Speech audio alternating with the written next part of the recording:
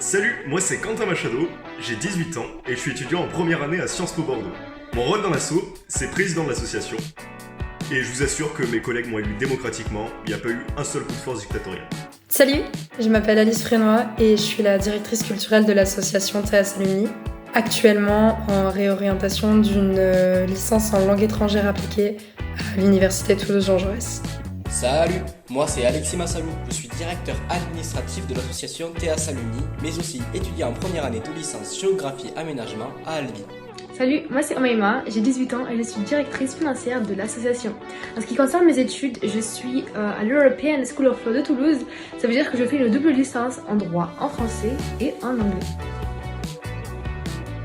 Donc comme vous, j'ai fait mes années de lycée à Théas entre 2019 et 2022 et j'ai en retiens de très bons souvenirs, notamment la qualité de l'enseignement que j'y ai reçu, mais aussi, et bien sûr, les après-midi basket passés avec mes amis sur le terrain derrière le lycée dont certains d'entre vous doivent connaître. Honnêtement, mes souvenirs du lycée sont plutôt carrément bons. Je me suis fait des super potes et bon, on va pas se mentir, j'ai pas beaucoup travaillé, mais franchement c'était cool. J'ai vraiment apprécié mes années au lycée, j'en garde un très bel souvenir, que ce soit du cadre, des professeurs. C'est pour ça que quand j'étais en terminale, j'ai voulu consacrer un peu de mon temps et je suis devenue présidente des élèves. Mes années de lycée, franchement, j'étais assez épanoui. J'avais un groupe d'amis assez soudé et je gardais toujours de très beaux souvenirs. Ah là là, Parcoursup. Je pense que le meilleur synonyme que l'on pourrait trouver à ce mot, c'est stress. Tout le monde en parle, on a des doutes sur ce qu'on veut faire, il faut écrire les lettres de motivation, il faut en écrire plusieurs. Mais en vrai, ce qui m'a beaucoup rassurée, c'était le fait de pouvoir parler avec des anciennes générations, des personnes qui sont passées par là. Parce qu'on se rend compte qu'au final, Parcoursup, ce n'est qu'une étape parmi d'autres. J'ai eu la chance d'avoir des professeurs très à l'écoute, bienveillants, qui étaient là pour me soutenir. Et c'était notamment très utile lorsque j'ai dû préparer les concours et l'admission pour Sciences Po. Par contre, Parcoursup, c'était clairement mon enfer. En fait, je savais exactement ce que je cherchais. Je voulais être journaliste reporter et c'est toujours d'actualité. Le truc, c'est que les formations que j'ai choisies étaient hyper exclusives et mes professeurs savaient rien du tout sur elles et du coup, j'ai pas vraiment eu d'aide avec les adultes. Après, c'était clairement pas de leur faute, hein.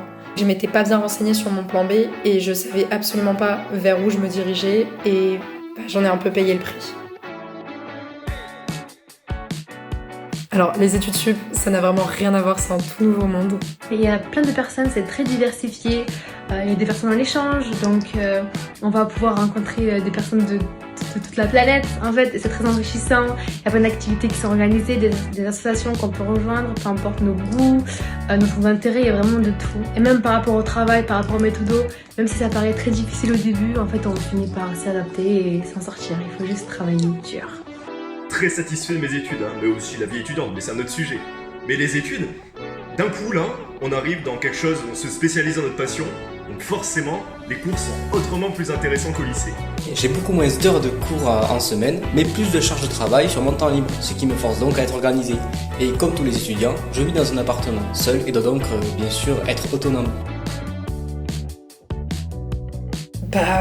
Honnêtement, j'ai découvert les boîtes. Je pense que je préfère l'université au lycée. Parce que c'est vrai qu'à la fin du lycée, on commençait déjà un petit peu à toucher à la vie d'adulte, avec ceux qui avaient leur permis, plus de liberté pour sortir, etc. Mais c'est pas comparable au fait de vivre seul dans une autre ville et le fait de devoir se reconstruire un nouveau cercle d'amis puisqu'on ne connaît personne.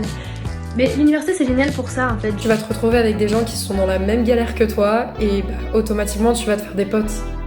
Bon, la vie étudiante, clairement rien à voir avec le lycée. Même si le lycée, la terminale, c'en est un avant-goût, plus de soirées, plus de liberté. Là, d'un coup, on vit seul, c'est un choc, mais on est parachuté dans une ville, on connaît personne. Mais bon, grâce à mon école, j'ai pu m'épanouir assez rapidement et me nouer des amitiés assez solides, parce que c'était des gens autant largués que moi qui venaient de toute la France. Et puis Bordeaux, ses vins, ses restaurants, son architecture, beaucoup mieux que Paris. Que demander de plus ? Ça, c'est ce qu'on veut permettre avec l'association, la découverte et le partage de différents parcours de vie. Théas Alumni, on recherche des profils variés pour un maximum d'interaction. Nous voulons créer un réseau de rencontres, de relations pour ton avenir, de l'aide à l'orientation professionnelle ou académique, jusqu'à l'insertion dans de futurs métiers. Et à côté de ça, des événements culturels, festifs, réguliers pour faire un maximum de connaissances.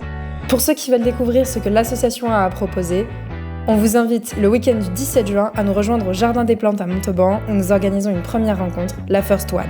On vous tiendra informé via nos réseaux sociaux, donc n'hésitez pas à nous suivre et on se retrouve très vite à Montauban.